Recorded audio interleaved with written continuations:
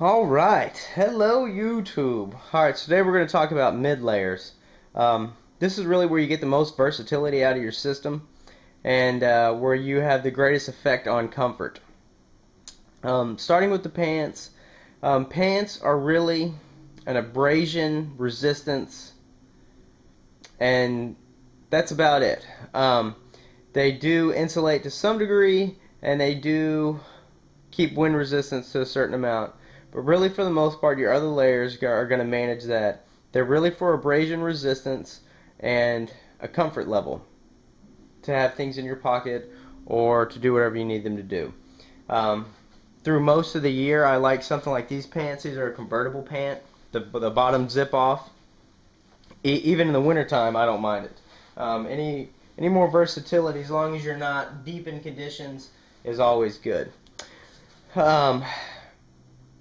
You want to watch the fit on pants. You really want to try them out. Some pants fit really weird. A lot of times they cone to the top, so the way your backpack fits along your waistband, it's different than a lot of other pants. So they're definitely something you want to try on before you buy them. Buying a pair of backpacking pants online is not a good idea. You really want to try them on in the store. Particularly Mountain Hardwear has a strange fit. Yeah, you really want to try it on.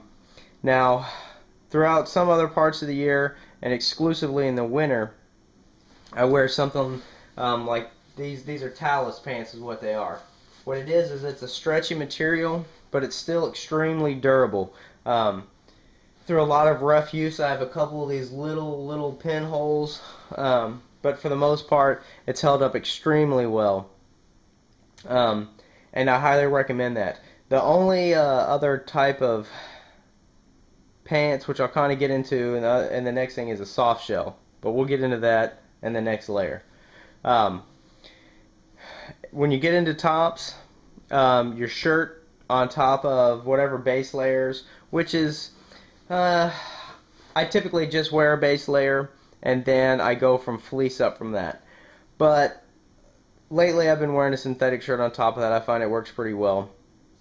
But only synthetics, no cotton, nothing like that. I think if you're watching this, you probably at least have some idea of that. But yeah, cotton's bad. Stay away from cotton. A cotton blend, like this is actually a cotton blend, is probably okay in just your pants, but that's because you're protecting them from moisture. A nice, pretty thin glove, something like these guys. As far as your mid layer goes, just something you can wear as you're moving. And then fleeces is really the biggest part of the mid layer and what gives you the most versatility. Depending on conditions, you can really tune in your system with your chest layer with a fleece. From 100 weight to 300 weight, they vary in thicknesses, and but for the most part the material is about the same.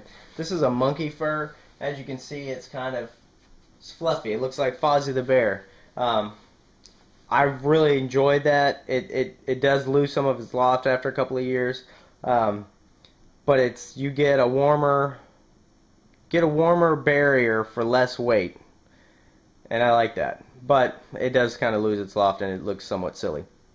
But within that fleece system, between a thin one and a heavy one, you can really get through a lot of your season with just that as far as your mid layer goes.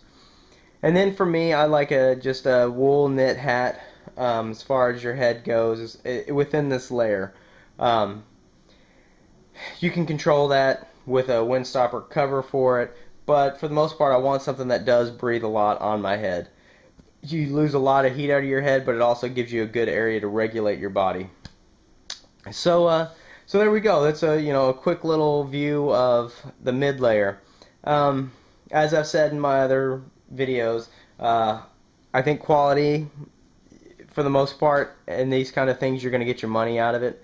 The pants is something I would definitely look into and get something that is geared towards backpacking, especially the fabrics and the fit. As always, you want to stay away from cotton as much as you can, but you still want a decent feel and breathability out of it, which cotton does provide. in your pants, you don't have to worry so much about wetness because you've got an outside layer, and if it does breathe well, and if you can just keep that moisture off of it through gaiters or something like that, then you're fine. Socks in this level are extremely important, and you should have a few pairs. I would say probably a minimum of 2 pairs, 3 if you don't intend on washing regularly, or if within your trip you don't intend on washing your clothes at all. You should have a few pairs. Changing your pair of socks, this mid-level, halfway through your day will make a huge difference in your comfort level. And then once you get to camp, if you've got that third pair of socks and you've got 2 dirty pairs of socks, and you've got 1 clean pair of socks and you can clean the other 2, it's also a nice comfort factor. The synthetic shirts, I go with a short sleeve because it's going to be over your base layer, and you could typically get away with just 1. The synthetic material does smell after a certain amount of time. Even after 1 day, it can start getting pretty bad. So if you don't intend on cleaning regularly, it might be a concern. Also, Wrangler Star brought up a good point that having a nice cotton t-shirt once you get to camp is also a pretty good, suggestion as far as feel on your body. And then as far as hats go, you can kind of really go the gambit. I mean, it's kind of whatever's comfortable for you. It's just one of those personal preference things. The gloves, I'm typically looking for in this layer, something pretty thin. As you're moving and as you're walking with poles and stuff like that, you'd be amazed at how cold it could be outside, and as long as your core is warm, that your hands will maintain a pretty high comfort level. You want to be able to warm them up fast, but we'll get to that later. But anyways, so yeah, there you go, mid layers. Thanks for watching. Get outdoors, make your own food. If you ever have any questions, feel free to send them to me, and please subscribe.